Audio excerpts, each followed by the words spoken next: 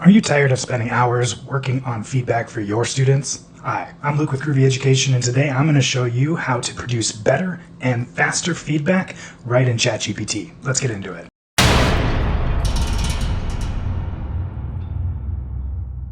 The first thing that we're going to want to do is to provide a place for the students to submit their answers so that we can grab it to have ChatGPT provide feedback in the first place. I went ahead and provided a Google form that you can see right here on the screen.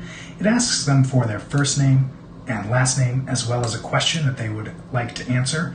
Now, don't worry, I am aware that you're not able to submit students' first and last names. Let me show you how this isn't a problem.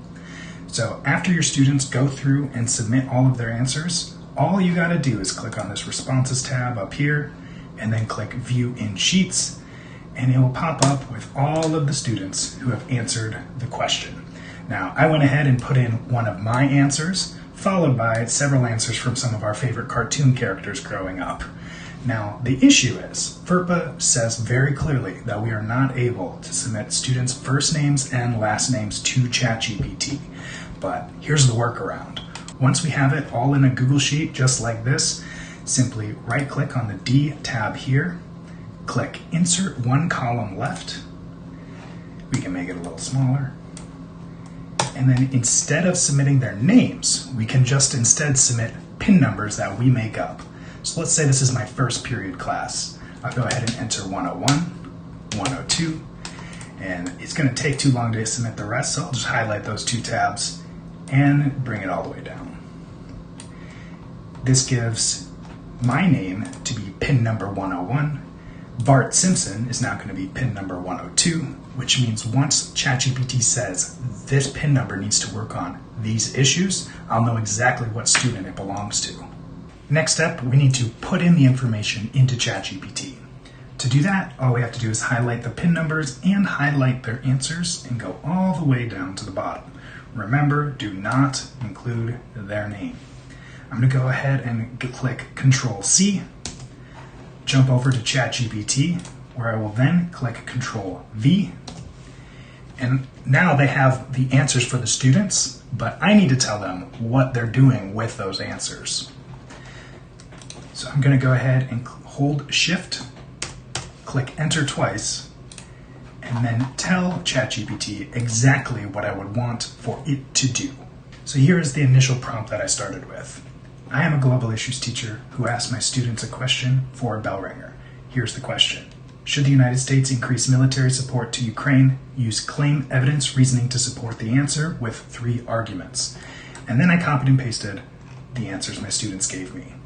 Below, it then provides some basic analysis of what my students are doing so far, without me even asking. It includes things like which students are focusing on deterring aggression and preventing escalation, all the way down to the ones who are focused on peace and anti-escalation. It provides some useful information, but since I didn't really ask it for anything, it's just providing what it thinks I want to know without actually me telling it what I want to know. So now I'm going to provide a more specific thing that I want it to do for me. So I'm going to go ahead and ask, list grammatical mistakes by PIN number and provide an explanation of how to fix the mistake as well as how the mistake could end up looking on an important application. Let's go ahead and submit that and see what we get. The first thing it did was it provided me a fix of my own because apparently my punctuation is not as good as it could be, which is no surprise to me. But I said, it seems clear Putin is interested in going beyond Ukraine if we let him. But I suppose I was supposed to include a comma after Ukraine? My bad. But if we go down, we can start taking a look at some other answers. PIN number 102, which we know is Bart Simpson, said, we're already helping a lot. This is informal contraction with a dropped G. The fix is write helping instead of helpin'. Down to 103, which we know is Lisa Simpson, said, helping Ukraine protects democracy and human rights, clear, but could use a transition, including the word because or since for smoother reasoning. On an application, it will read professionally since there's no grammatical risk. Now, this is useful when it comes to providing a quick amount of feedback to the student. You would want to tell the students not to treat this as absolute truth, just like they won't treat any human feedback as absolute truth either, since ChatGPT can make mistakes. But what it will allow you to do is provide students quickly with information they can use as a reflection for their writing as they're working through the process. But let's go ahead and dive in a little deeper. I decided to ask, count all of the grammar mistakes. Provide me a list of how many mistakes each student is making so that we can organize and compare. After giving it a little bit of time to work, we get the following.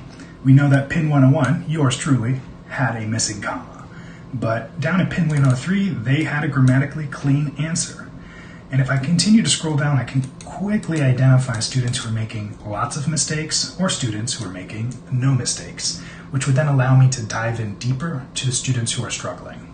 Now, as the information is in here, organized by pin, you can ask it just about any question you want. So if you want your students to get feedback on maybe how they're using claim evidence reasoning specifically and how they could improve, you could.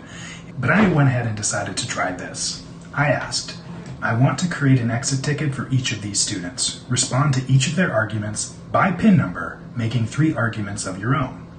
Put this into a copy and pastable format for Google Sheets. Let's see what it comes up with. A short while later, it gave me 30 responses that I can take and copy straight back into that same spreadsheet. So let's go ahead and copy and paste all 130 answers. Control C. Jump over to our spreadsheet. I'm going to go ahead and add 1 column and go ahead and paste.